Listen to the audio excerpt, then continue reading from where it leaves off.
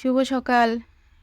এই তো সকালে ঘুম থেকে উঠে আশিপাশি সব কাজ সেরে পুজো দিয়ে চা খেয়ে চলে এসেছি ঘর গোছাতে। তো এই যে বিছানাটা আমি ঝেড়ে নিচ্ছি। বিছানাটা ঝেড়ে তারপরে আমি ঘরের অন্যান্য কাজগুলো করব আর কি। তো সবাই কেমন আছেন? আমার নতুন একটা ভিডিওতে আপনাদের স্বাগতম। আমরা তো বেশ ভালোই আছি। তো এই যে আপনাদের সাথে কথা বলতে বলতে আমার তো বিছানাটা ঝাড়া কমপ্লিট। এখন আমি সোফাটা ঝেড়ে নিব। সোফাটা ঝাড়া হয়ে গেলে আমি ড্রেসিং টেবিলটা আমি মুছে নিব। এই সব কিছু নামিয়ে আমি এর উপরে একটা রেস্কিন পাতবো আর কি। ওই যে সেই দিন যে ডাইনিং টেবিলের জন্য নিয়ে এসেছিলাম, তো ডাইনিং টেবিলে পেতে দেখি অনেকটাই বড় হয়েছে, তো সাইড থেকে কেটে আমি একটা ঘরের ছোট টেবিলে পাতার জন্য নিলাম, আর এই যে এইটার উপরে পাতার জন্য এই সাইড থেকে কেটে নিয়ে এখানে পেতে নিলাম।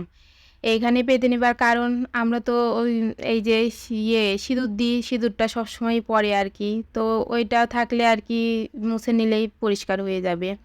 তো এই তো ঘরের কাজকাম শেষ করে ঘর ঝাড়ু টাড়ু দিয়ে চলে এসেছি। আমার ওয়াশিং মেশিনে কাপড় দেওয়া ছিল, কাপড়গুলো এখন বের করে মেলে দিব। তো মেলে দিয়ে এসে খিদাও লেগে গেছে এইদিকে। তো সেই দিন যে সিঙ্গারা ভেজেছিলাম সেইটা আমি ফ্রিজে কয়েকটা ফ্রোজেন করে রেখে দিয়েছিলাম। তো ভাবলাম সেটাই ভেজে এখন আপাতত খেয়ে নিই, খেয়ে তারপর দুপুরের রান্নাটাও বসাবো। তো এই যে 4টে সিঙ্গারা আমি ভেজে নিলাম। আমি 2টা খেয়েছি, ছেলে 2টা খেয়েছে। তো এই তো এখন দুপুরের রান্না সব জোগাড় করে নিয়েছি। এখানে পটল ভাজবো আর ডিমের ঝোল করব। তো এইদিকে তো বেজে গেছে 12টা। তো আর অন্য কিছু রান্নার সময় নেই। আর প্রচণ্ড গরম, এই গরমে অন্য এত কিছু খাওয়াও যাবে না, সেই জন্য এই যে ভেজে নিলাম শুধু পটল আর ডিমের ঝোল করে নিব আর কি।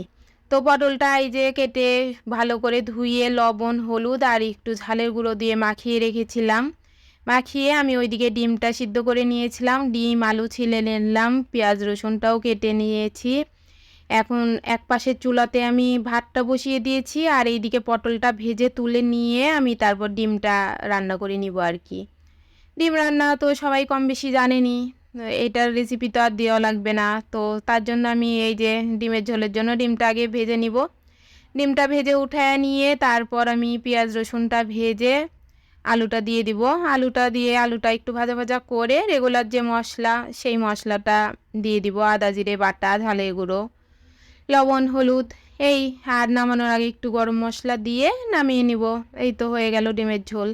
তো কে কোথায় থেকে আমার ভিডিওটা দেখছেন, যদি ভিডিওটা ভালো লেগে থাকে তাহলে লাইক কমেন্ট শেয়ার করে দিবেন। আপনাদের সবাইকে ধন্যবাদ এতক্ষণ আমার ভিডিওটা দেখার জন্য।